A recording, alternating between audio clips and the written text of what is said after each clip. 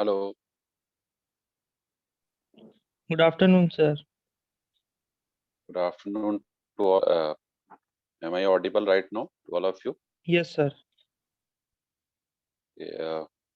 So, in today's lab, I am going to discuss the experiment number 7. Clear? That is basically, you all know about being Yes, Yes, sir. sir. Yes, sir. familiar with this topic. Clear? And first of all, just want to know that you all have studied this or not till now.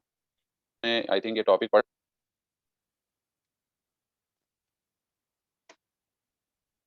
बेटा ये आवाज clear है सभी को? Y- Yes, sir. Yes, sir. हाँ, तो मैं ये क्वेश्चन पूछ रहा हूँ कि आप सभी लोगों ने इस आई थिंक लिया होगा टॉपिक ये Yes, sir. सब्जेक्ट में. Yes, sir. Yes, sir. Yes, sir. Okay. In electronics. Yeah, in electronics. Okay, so I'm just going to start the session. I think most of you have been joined right now, and before going to start, basically we should know about the objective of this experiment. Yeah? So the objective is BJT in common emitter configuration. Clear, basically. So we will discuss the BI characteristics of common emitter configuration, both input and output mode. Clear. So all the configuration have both characteristics in input as well as in output mode. Clear. 3 configurations are there. First one is common emitter, second is common base, and third is common collector. Clear. 3 terminals are there into the BJT. 3 terminal कौन कौन से होते हैं? Base, emitter and collector. इन्हीं terminals के basis पे we have just introduced 3 types of configuration. One is common base, another is common emitter, and next one is common collector. Is it clear to all of you? Yes, sir. Yes, sir. Okay. So I'm just having a PDF, then I will move to the experiment demonstration. Clear. पहले मैं थोड़ा सा आप लोग को एक idea दे देता हूँ. बाकी सभी लोग अपना माइक म्यूट रखिएगा जब तक मैं बोलूंगा नहीं, ठीक है ना, किसी को ऑन करने के लिए. Yes. Until unless I will not do the permission for making it on, तब तक आप लोग ऑन मत करिएगा, ठीक है. Okay, so just sharing you the file. Just wait, I am just going to share.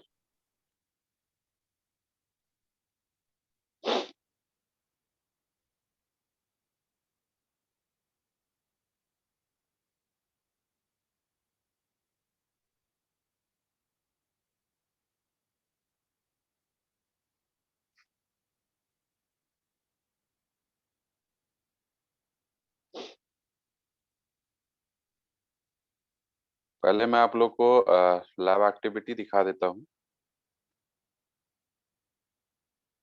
सभी को शेयर हो रहा है बेटा? ये मैंने भी शेयर किया है, देखिए सभी को ये चीज शेयर हो रही है. No, sir. No, sir. No, sir.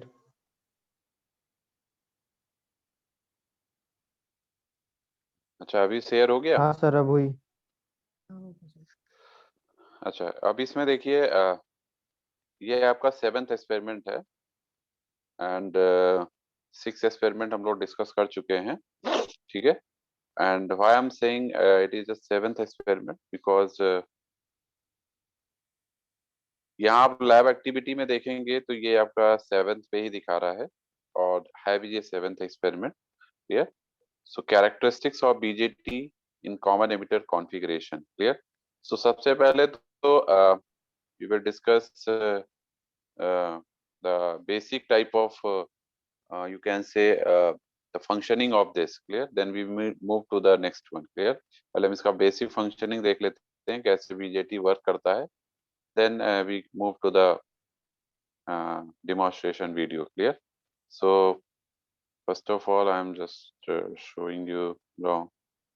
इसका वर्चुअल लैब लिंक है जो कि मैं आपको शेयर करने जा रहा हूँ.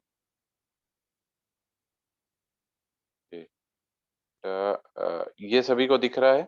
Now is visible to all of you? Yes, sir. ये बेटा सभी को विजिबल है राइट नाउ? Yes, sir. सभी लोग अपनी अच्छा सभी लोग अपनी अटेंडेंस भी जरूर मार्क कर दीजिएगा. एक मिनट, सभी लोग अपनी अटेंडेंस जरूर मार्क कर दीजिएगा, ठीक है? हाँ, अभी आई थिंक सभी को ये विजिबल होगा. तो इसमें देखिए, if we talk about the BJT common emitter characteristics, clear? So दो कैरेक्टरिस्टिक्स होती हैं, एक होती है इनपुट, एक होती है आउटपुट. कॉमन एमिटर का मतलब है कि हम एमिटर टर्मिनल को कॉमन कर रहे हैं, ठीक है? अगर एमिटर आपका कॉमन हो जाएगा तो बाकी दो टर्मिनल्स जो होंगे, जो आपका बेस हो गया और एक कलेक्टर हो गया, वहां पे आपको इनपुट और आउटपुट देना होगा, क्लियर? इन कॉमन एमिटर जिस टर्मिनल को हम कॉमन करते हैं उसको हम ग्राउंड कर देते हैं. ग्राउंड का मतलब उसको रेफरेंस वोल्टेज से कनेक्ट कर देते हैं जो कि 0 वोल्टेज होता है, ठीक है? तो आप ग्राउंड भी कह सकते हैं. तो अगर एमिटर टर्मिनल कॉमन हो गया तो हम इनपुट कहाँ देंगे? बेस टर्मिनल पे, ठीक है? और आउटपुट कहाँ से लेंगे? कलेक्टर टर्मिनल पे. तो इसी को कॉमन एमिटर कॉमन बेस की बात करें तो अगर बेस कॉमन हो गया तो इनपुट कहाँ देंगे? एमिटर टर्मिनल पे. आउटपुट कहाँ से लेंगे? कलेक्टर टर्मिनल से. तो जो कॉमन बेस और कॉमन एमिटर कॉन्फ़िगरेशन होता है, ये दोनों हमारा एज एन एम्पलीफायर यूज होता है. सबसे पहली चीज ये आप लोगों ने पढ़ा भी होगा, कॉमन बेस और कॉमन एमिटर को हम एम्पलीफायर की तरह यूज करते हैं. Amplifier, you all know about amplifier?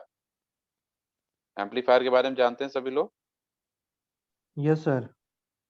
Amplifier क्या करता है? Amplifier is a device which used to amplify the weak signal that is applied on the input side, clear? जैसे मैं बात कर रहा हूँ कॉमन एमिटर की, तो एमिटर तो कॉमन हो गया, इनपुट आप कहाँ देंगे? बेस टर्मिनल पे. तो बेस पे जो आप एक लो सिग्नल आपका आ रहा है, लो सिग्नल मतलब जो वीक सिग्नल है, ठीक है? वो साइन वेव भी हो सकता है, कोई मतलब जनरली हम लोग साइन वेव ही यूज करते हैं क्योंकि जो भी इलेक्ट्रिकल पल्सेस होती हैं, चाहे वो वोल्टेज हो या करंट हो, वो आपका किस फॉर्म में होती है? साइन वेव के फॉर्म में होती है, ठीक है? तो साइनोसोडल वेव फॉर्म होती है. तो जो हम इनपुट पे साइन वेव देते हैं, लो फ्रीक्वेंसी का सिग्नल या वीक सिग्नल देते हैं, लो एम्पलीट्यूड सिग्नल, उसका जो है आउटपुट अगर हमें मिलेगा तो वो एम्पलीफाइड फॉर्म में मिलेगा. Means your amplitude will get amplified, तो उसको हम बोलते हैं एम्पलीफायर, ठीक है? तो जो कॉमन एमिटर है और कॉमन बेस है, दोनों में आउटपुट कहाँ मिलता है? कलेक्टर टर्मिनल पे. बस दोनों में इनपुट हमारे चेंज होते हैं. कॉमन बेस में चूंकि बेस कॉमन होता है तो इनपुट हम एमिटर पे देते हैं.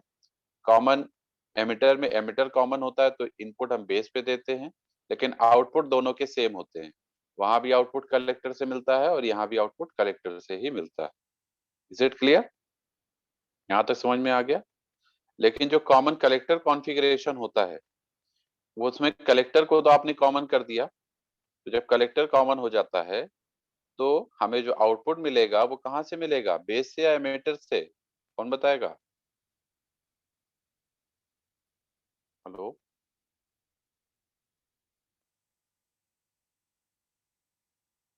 आवाज आ रही बेटा? Hello, Sir, could you Yes, please sir, आ रही repeat, है. sir? मैं ये पूछ रहा हूँ कॉमन कलेक्टर कॉन्फ़िगरेशन में, not talking about common emitter. Common emitter तो मैंने बता ही दिया आपको. मैंने बताया कॉमन बेस और कॉमन एमिटर में जो आउटपुट मिलता है वो कलेक्टर टर्मिनल से मिलता है. लेकिन कॉमन कलेक्टर में चूंकि कलेक्टर कॉमन हो जाता है तो आउटपुट कहाँ से मिलेगा?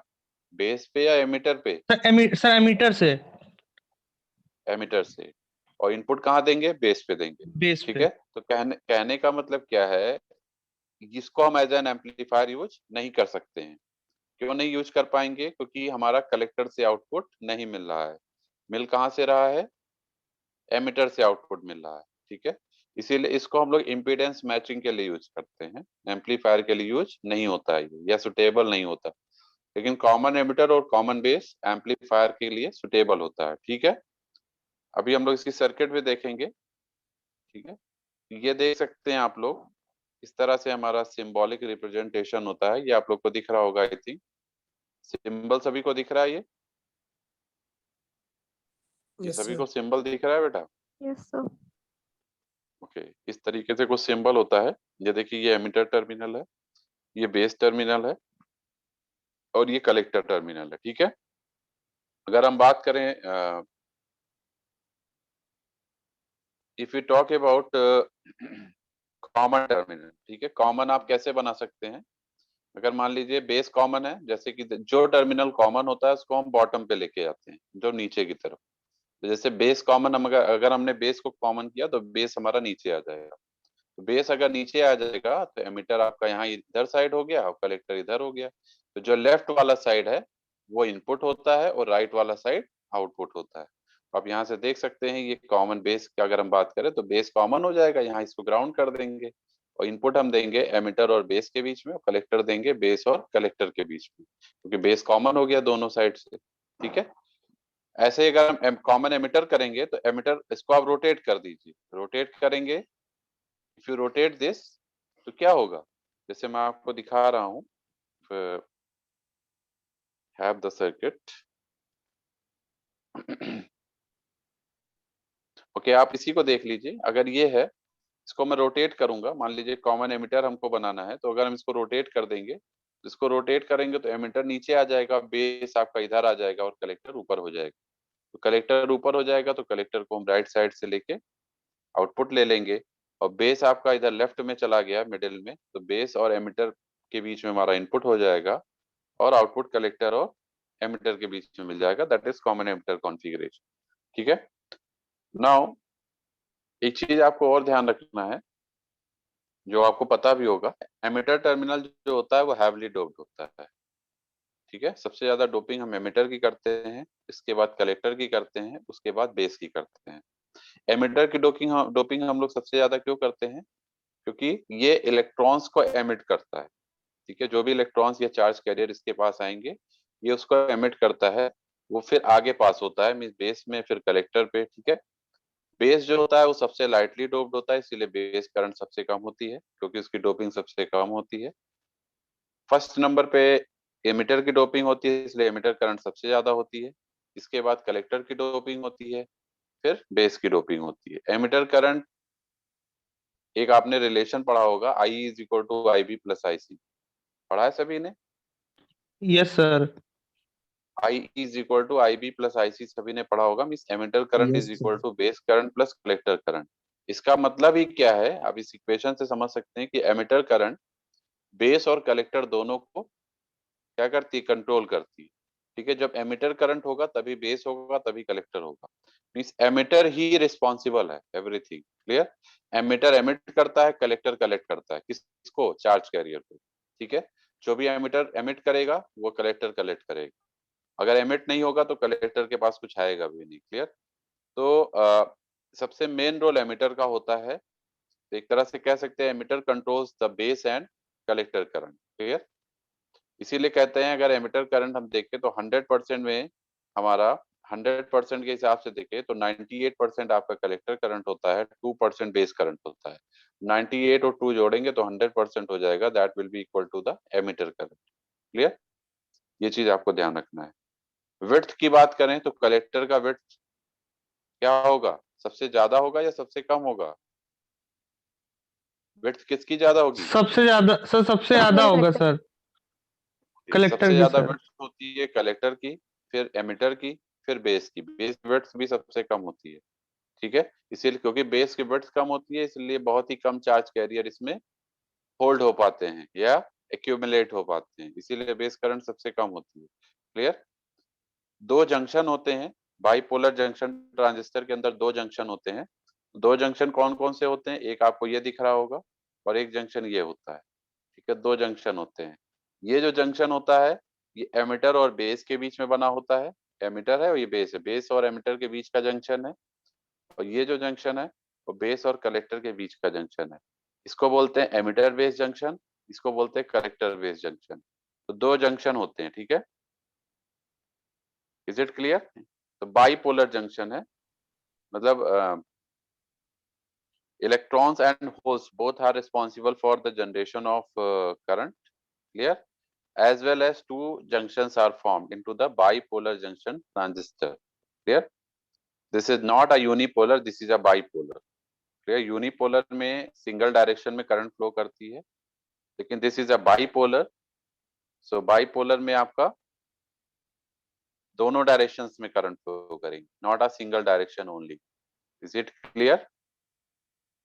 पहली बात तो दो पोल्स होंगे, ये भी आपको ध्यान रखना है। This is a two poles की मैं बात क्यों कर रहा हूँ? हेलो, मेरी आवाज आ रही है सभी को? Yes, sir. Yes, sir.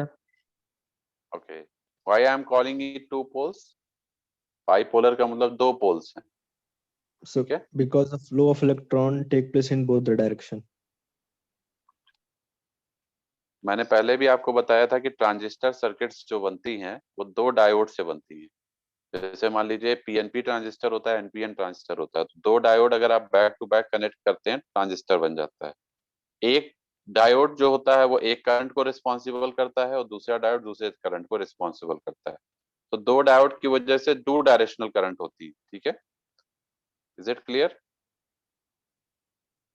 और अब आपको अगर हम बात करें कि ऑपरेशंस ऑफ बीजेटी ट्रांजिस्टर, तो चार मोड में वर्क करता है, active mode, cut off mode, saturation mode और इन्वर्टेड मोड। एक्टिव मोड की बात करें तो एक्टिव मोड ये वाला मोड होता है। Most of the transistor works in active mode. Active mode में ही ट्रांजिस्टर एज एन एम्पलीफायर काम करता है, ये भी ध्यान रखिएगा। एक्टिव मोड में कनेक्शंस कैसे होते हैं? Emitter base junction forward bias होता है, collector base junction reverse bias होता है, ये ध्यान रखिएगा। किस मोड में? Active mode. सैचुरेशन मोड में क्या होता है? सैचुरेशन मोड में दोनों ही टर्मिनल फॉरवर्ड बायस होते हैं, एमिटर बेस भी और कलेक्टर बेस भी, दोनों तरफ हम फॉरवर्ड बायस करते हैं, ठीक। कट ऑफ मोड में दोनों तरफ रिवर्स बायस कर देते हैं, emitter based junction would be reverse bias and collector based junction will also be reverse bias. Reverse active की बात करें तो ये एक्टिव का रिवर्स होता है। एक्टिव में हमने बताया था एमिटर बेस फॉरवर्ड होता है, कलेक्टर बेस रिवर्स होता है। रिवर्स एक्टिव में क्या होगा? इसका उल्टा हो जाएगा, एमिटर बेस रिवर्स बायस और कलेक्टर बेस फॉरवर्ड बायस हो जाएगा। Are you getting my point? इसको इन्वर्टेड मोड भी कहते हैं। समझ में आ गया बेटा सभी को? जो Yes, sir. सैचुरेशन और कट ऑफ, जो saturation and cut off mode होता है उसमें ट्रांजिस्टर एज ए स्विच काम करता है। स्विच आप लोग को पता है, जो घर में हमारे स्विच होता है, स्विच को ऑन करते हैं तो इलेक्ट्रिसिटी फ्लो करती है, स्विच को ऑफ करते हैं तो इलेक्ट्रिसिटी फ्लो नहीं करती है। तो इसी तरह से सैचुरेशन मोड में अगर ट्रांजिस्टर होगा या कट ऑफ मोड में होगा तो दोनों में एज ए स्विच काम करेगा, ठीक है। सैचुरेशन मोड में चूंकि दोनों साइड आपने फॉरवर्ड बायस किया हुआ है, तो इस केस में जो स्विच होगा वो हमेशा ऑन कंडीशन में होगा। और कट ऑफ मोड में जो हमने बात किया कि दोनों साइड रिवर्स बायस किया है, तो इस मोड में हमारा स्विच ऑफ कंडीशन में रहेगा, मतलब ऑन नहीं होगा। स्विच हमारा या तो ऑन हो सकता है या ऑफ हो सकता है। ऑन होगा तो सैचुरेशन मोड में होगा और ऑफ होगा तो कट ऑफ मोड में होगा। Are you getting? Active mode में होगा तो एज एन एम्पलीफायर काम करेगा ट्रांजिस्टर, जो कि जनरली होता है, ठीक है। Means emitter base forward bias, collector base reverse bias. Reverse active की बात करें तो रिवर्स एक्टिव मोड में वो as a impedance matching work करता है, एम्पलीफायर की तरह वर्क नहीं करता है। समझ में आ रहा है बेटा सभी को? बेसिक चीजें समझ में आ रही सभी को?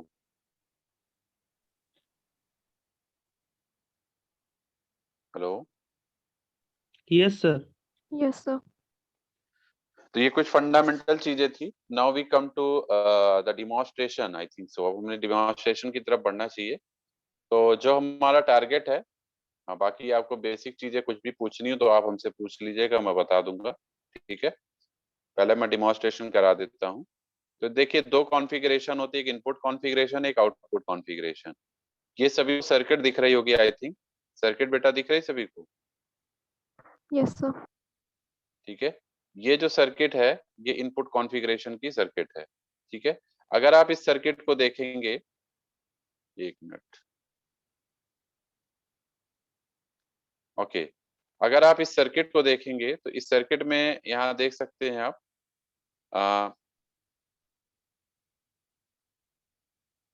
ये देख सकते हैं, ये हमारा आउटपुट वोल्टेज है, ये हमारा इनपुट वोल्टेज है। एमीटर को हमने कॉमन किया हुआ है, तो एमीटर हमारा कॉमन है, ठीक है। बाकी ये बेस टर्मिनल है, ये एमीटर टर्मिनल है, ये कलेक्टर टर्मिनल है, ठीक है।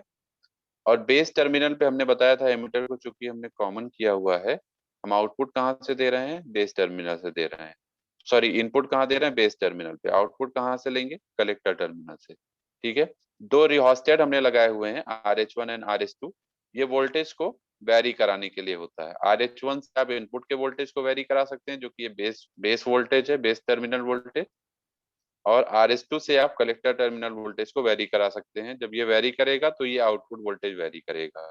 ये वेरिएशन हमें क्यों मॉनिटर करना है, क्योंकि हम इनपुट कैरेक्टरिस्टिक्स या आउटपुट कैरेक्टरिस्टिक्स जो भी प्लॉट करेंगे, वो हमारे लिए वोल्टेज और करंट के बीच का प्लॉट होगा।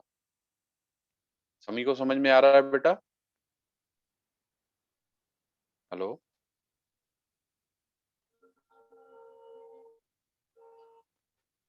Hello, yes sir. समझ में आ?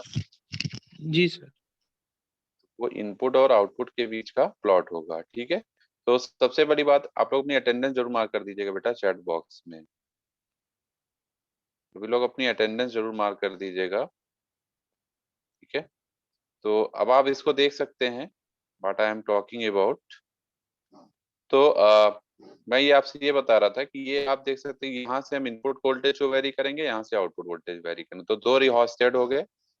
बाकी ये यहाँ पे देख सकते हैं एक अमीटर लगा हुआ है।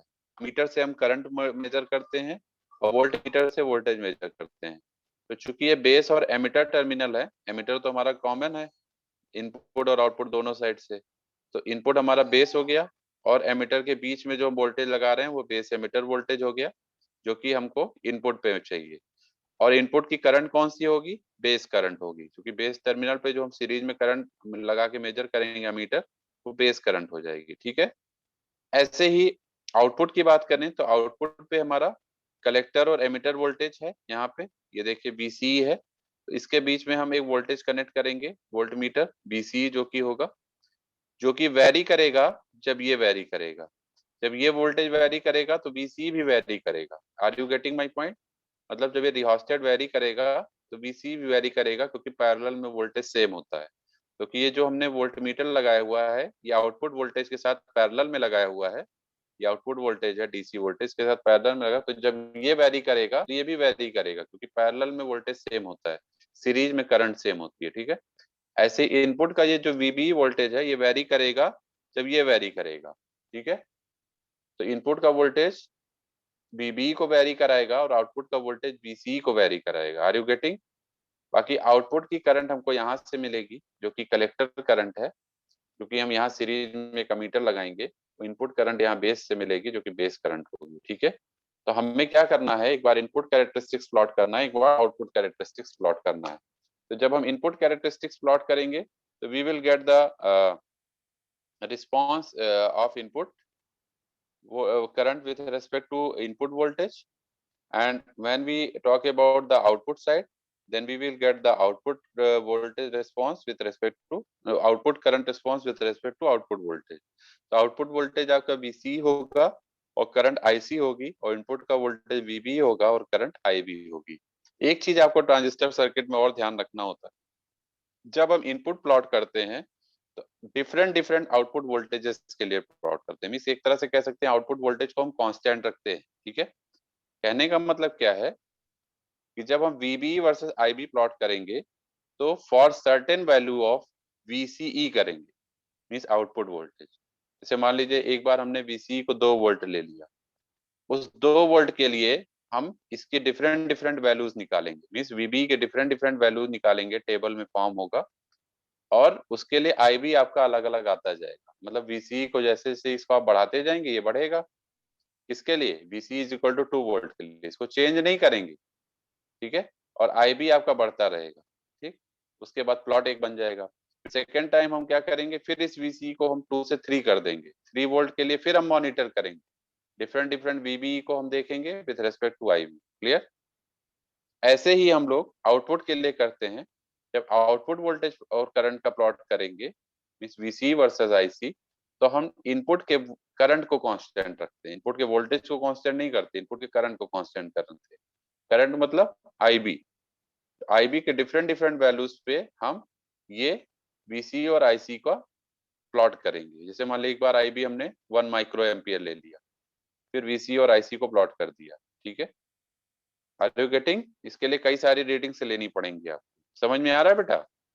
Yes sir. ठीक है, अभी मैं करके दिखाता हूँ आपको। अब आप देखिए, मैं स्टार्ट करता हूँ इसमें। हाँ, एक चीज और ध्यान रखिएगा, बेस करंट को हम लोग माइक्रो एम्पियर में ऑब्जर्व करते हैं और एमिटर और कलेक्टर करंट को मिली एम्पियर में लेते हैं, ये भी ध्यान रखना है। तो बेस करंट, चूंकि इनपुट पे आपका बेस करंट है ना, तो ये जो रीडिंग होगी ये माइक्रो एम्पियर्स में होगी, ठीक है। वोल्टेज आपको पता है वोल्ट में मेजर करते हैं, उसमें कोई प्रॉब्लम ही नहीं है। तो let we start the demonstration. मैं स्टार्ट करता हूँ। यहाँ आप देख सकते हैं कुछ इंस्ट्रक्शंस भी गिवन है, अगर आपको इंस्ट्रक्शंस देखना है तो आप इंस्ट्रक्शंस भी देख सकते हैं। You have given the instructions over here also. तो अगर किसी को इंस्ट्रक्शंस देखने हो तो इंस्ट्रक्शंस देख सकते हैं, ठीक है। एक मिनट, यहाँ पे आप क्लिक करेंगे, कुछ दिक्कत आ रही है इसमें इंस्ट्रक्शंस में। Okay, so we start with the demonstration. तो सबसे पहले हम क्या करते हैं, इस रेजिस्टेंस को सेट कर लेते हैं, ठीक है। Are you getting? ये रेजिस्टेंस को हम लोग सेट कर लेते हैं। तो ये रेजिस्टेंस पहले हमने क्या बताया था, इनपुट का प्लॉट करना है, तो इस वीसी को सेट कर लीजिए।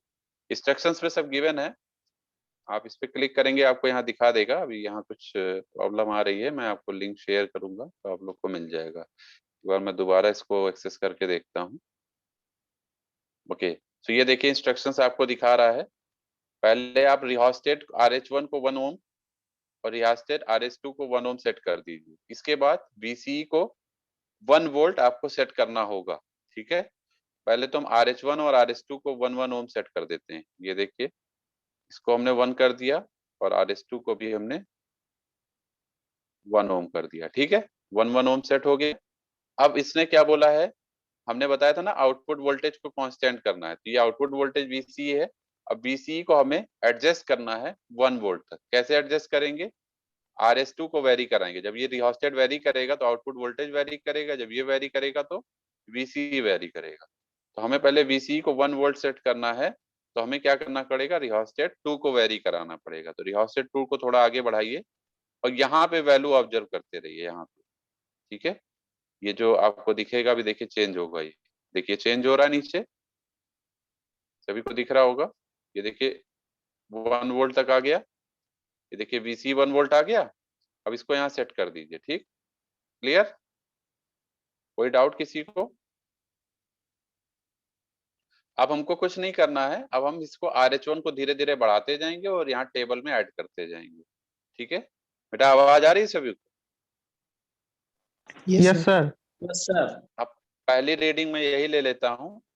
VCE को चेंज मत करिएगा, VCE की वैल्यू एक बार हमने 1 वोल्ट सेट कर दी है। अब इस 1 वोल्ट के लिए हम लोग सारी रीडिंग को ऑब्जर्व करेंगे, मींस इनपुट को वेरी करा के, ठीक है। इनपुट वेरी कराने के लिए आपको RH1 को केवल वेरी कराते रहना, RH2 मत छेड़िए, ठीक है। एक बार हमने RH2 से आउटपुट वोल्टेज 1 वोल्ट सेट कर लिया। अब ऐड टू टेबल करेंगे, तो पहली रीडिंग देखिए यहाँ ऐड हो गई, सभी को दिख रहा होगा लेफ्ट साइड में। और यहाँ पे एक चीज और देखिए, ये VCE आपका देखिए 1 वोल्ट यहाँ दिखा रहा है, तो मतलब 1 वोल्ट के लिए सारी रीडिंग्स आती जाएंगी अब नीचे, ठीक है ना, क्लियर? ठीक है, ये चेंज नहीं होगा। अब हम लोग क्या करेंगे, अब इनपुट का RH1 चेंज करेंगे। RH1 को हमने मान लीजिए, देखिए 3 ओम कर, RH1 को 3 ओम करेंगे तो 3 ओम पे फिर सेकेंड रीडिंग हमने ऐड टू टेबल कर दिया, ठीक है। फिर RH1 को और बढ़ाएंगे, 3 से हम मान लीजिए आ जाते हैं 9 पे, 9 पे आप सीधे देख सकते हैं फिर एक रीडिंग आ गई, ठीक है। फिर थोड़ा और आगे बढ़ेंगे, फिर हमें ये रीडिंग मिल गई, ठीक। फिर थोड़ा और आगे बढ़ेंगे, या आप लोग स्टेप बाय स्टेप रीडिंग ले लीजिएगा, ठीक है। फिर थोड़ा और आगे बढ़ेंगे, इसको बढ़ाते जाएंगे और आप यहाँ देख सकते हैं कि VBE भी बढ़ रहा है और IB भी चेंज होता जा रहा है। आप देखिएगा दोनों बढ़ रहे हैं धीरे धीरे, ठीक है। फिर इसको थोड़ा और बढ़ाएंगे, IB थोड़ा धीरे धीरे बढ़ेगा क्योंकि बेस करंट बहुत स्मॉल होती है, आपको पता है, ठीक है। Base current is very low. तो ये देखिए BB तो थोड़ा तेजी से बढ़ रहा है लेकिन IB धीरे धीरे बढ़ रहा है, ठीक है। इसको थोड़ा और बढ़ाएंगे, मेरी आवाज आ रही सभी को? Yes sir. गर्ल्स में से कोई रिस्पॉन्ड नहीं कर रहा है बेटा, समझ में आ रहा है? हेलो, गर्ल्स में कोई है कि नहीं है? सही है, देखते जाइए बेटा, मैं चेंज कर रहा हूँ। ये देखिए, जैसे जैसे चेंज करता जा रहा हूँ ये हमारी रीडिंग्स बढ़ती जा रही हैं। ठीक है, इस तरह से आप देख सकते हैं, इसको आप लास्ट में भी ले जा सकते हैं। ये देखिए यहाँ तक मैं आ गया। अब आप इस जब इतनी सारी रीडिंग्स आपकी आ गई और RS2 को हमने चेंज नहीं किया, RS2 1 वोल्ट फिक्स है हमारा। ठीक है, अब देखिए इतनी वैल्यू हमको मिल गई। अब इसको ऐड टू टेबल हमारी सारी रीडिंग हो चुकी है। प्लॉट पे क्लिक करिए।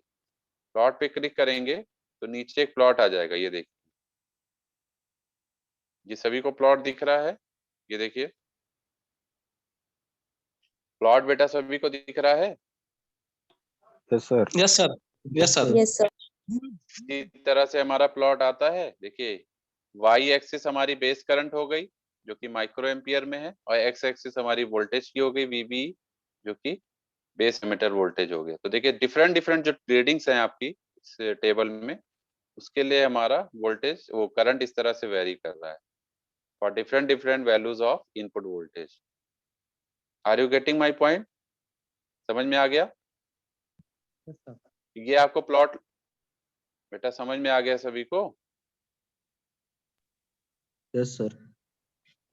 ये इनपुट कैरेक्टरिस्टिक्स है। ठीक है, अब आपको क्या करना है, ये आपका एक प्लॉट आ गया VC is equal to 1 volt के लिए। ठीक, अब आपको क्या करना है, इसको रीसेट करिएगा, मतलब इसको स्क्रीनशॉट ले लीजिएगा, ये आपको लगाना होगा। ठीक है, यहाँ से आप प्रिंट करेंगे, प्रिंट हो जाएगा।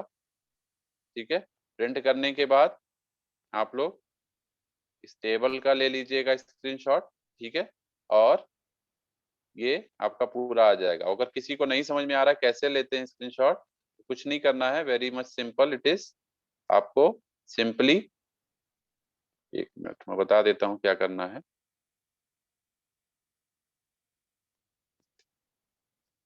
इसको आप सिंपली क्या करेंगे,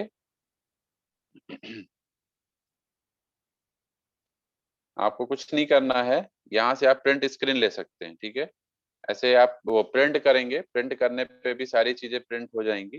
भी दिखा देता हूँ मैं आपको।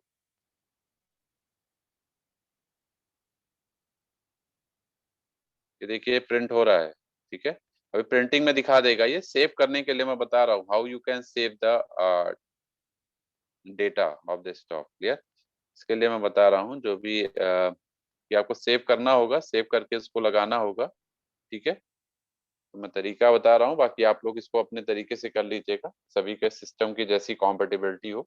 ठीक है, ये देखिए सभी को दिख रहा है बेटा? Yes sir. Yes, sir. ठीक है, Yes. ये इस तरीके से आ गया। यहाँ सेव एज PDF आ रहा है, इसको मैं सेव कर सकता हूँ। सेव करूंगा तो देखिए सारी चीजें आ रही है, टेबल भी आ रहा है, सर्किट भी आ रही है, और ये डेट, ये हमारा प्लॉट भी आ रहा है। ठीक है, इसको मैं चाहूँ तो सेव कर सकता हूँ, यहाँ से नीचे से ये सेव हो जाएगा। और इस तरीके से आपको ये लगाना होगा। ठीक है, इसको मैं अभी फिलहाल मैं अपने डेस्कटॉप पे इसको सेव कर ले रहा हूँ, लेकिन आप लोगों को इसी तरह से करना है, इसलिए मैंने बता दिया। सभी को समझ में आ रहा है ये चीज? हेलो बेटा, समझ में आ रहा है सभी को? Yes sir. अब सेकंड में क्या करिएगा, इसको क्लियर कर दीजिएगा, क्योंकि अब हम जब क्लियर करेंगे तो दूसरी रीडिंग ले सकते हैं। अब आप VCE को 2 वोल्ट सेट करिएगा। क्या करिएगा, इस VCE को 2 वोल्ट सेट करिएगा। 2 वोल्ट कैसे सेट करेंगे, RS2 को वेरी कराते जाइए। ठीक है, 1 वोल्ट 1 वोल्ट के लिए तो ले चुके हम लोग, अब इसको 2 वोल्ट सेट करिए। देखिए 2 वोल्ट सेट हो गया। देखिए बेटा 2 वोल्ट सेट हो गया, यहाँ दिख रहा है 2 वोल्ट। अब आप फिर से इनपुट को वेरी कराना शुरू करिएगा, जैसे हमने पहले वाले में किया। अब आप इनपुट को वेरी कराते जाइए और रीडिंग लेते जाइए। ठीक है, यहाँ पे देखिए इस तरह से रीडिंग आती जाएगी। ठीक है, तो दो कम से कम आप VCE की 2 वैल्यूज के लिए जरूर निकालिएगा प्लॉट। एक हमने अभी आपको बता दिया था, दूसरे के लिए फिर बता दे रहा हूँ। ये देखिए होता जा रहा है बेटा। Hello, yes sir. Yes sir. Yes, sir. अब हमने VCE को देखिए 2 वोल्ट सेट कर दिया। पहले 1 वोल्ट के लिए निकाला था, अब 2 वोल्ट के लिए कर दिया। ठीक है, तो ऐसे आप रीडिंग लेते जाइएगा, ठीक है, और इसके बाद फिर से इसका प्लॉट को कर दीजिएगा, प्लॉट आ जाएगा। मैं आपको फिर से एक बार ये फिर से बता दे रहा हूँ, देखिए प्लॉट करेंगे, फिर से आपको प्लॉट आ गया, ये आ गया VC is equal to 2 volt के लिए, ठीक है, क्लियर। Yes, sir. अब हम लोग आते हैं, ये इनपुट कैरेक्टरिस्टिक्स हो गई, ठीक है। इनपुट कैरेक्टरिस्टिक्स में क्या हो रहा है, आउटपुट के साथ वो सॉरी इनपुट वोल्टेज जब हम चेंज कर रहे हैं तो करंट भी हमारी लीनियरली बढ़ती जा रही है, धीरे धीरे धीरे धीरे धीरे धीरे करंट इंक्रीज कर रही है, ठीक है। यही होता है इनपुट कैरेक्टरिस्टिक्स में, आप लोगों ने पढ़ा भी होगा। अब हम लोग आउटपुट कैरेक्टरिस्टिक्स की बात करते हैं, ठीक है। Now we come to the output characteristics. Output में भी आपका देखिए सर्किट ऑलमोस्ट सेम है, सर्किट में कोई चेंज नहीं है, बस अब हम क्या करेंगे, output voltage versus output current का प्लॉट करेंगे, ठीक है।